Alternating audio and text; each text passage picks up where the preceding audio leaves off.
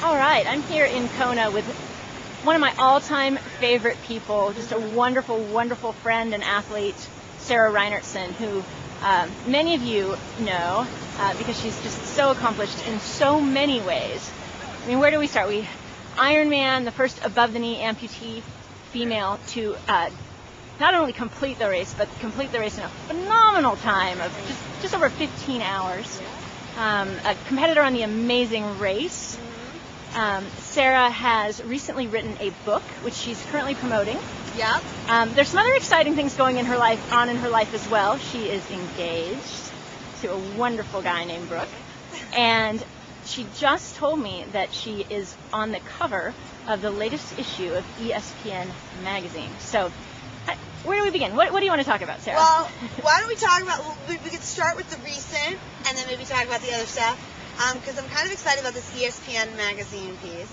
It's the body issue, and all the athletes that posed for this issue had to do it naked. Wow. So that was another first for me. I'd never posed nude before, so I posed nude for ESPN magazine, and they put it on the cover. So.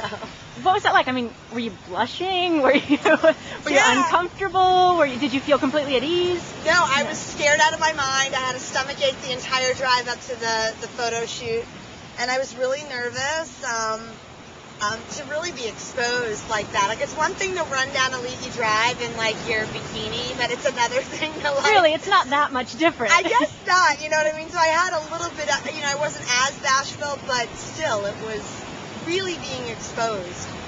So, but it sort of felt empowering in some ways, and in some, I also feel like this is the year, my book has come out, and I really emotionally exposed myself in that book. So it sort of seemed like the natural progression to like physically expose myself. Yeah, I was wondering about that.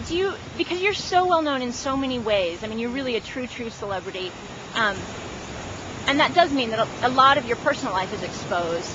And do you ever bump into people who just act like they know you and you've never seen them before in your life? Do you know what I mean? But maybe they've read your book, or they've seen an interview, or they've followed your career. I mean, what's that like? It's I feel like I'm very fortunate that I connected with people sometimes without even ever having met them.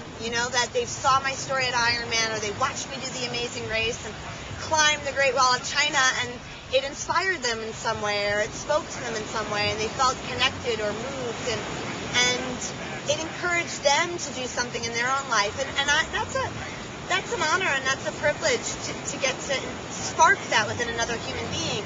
So I sort of welcome it. It is with this book, it is sort of strange that now people know all these intimate details about my life, like things that I never even told some of my friends. It's now in the book, so they know a lot more. But I guess that was sort of easing into it, like doing all the Ironman stuff and seeing my story on NBC. It's all been a progression, and so now I'm ready to share and connect more with people.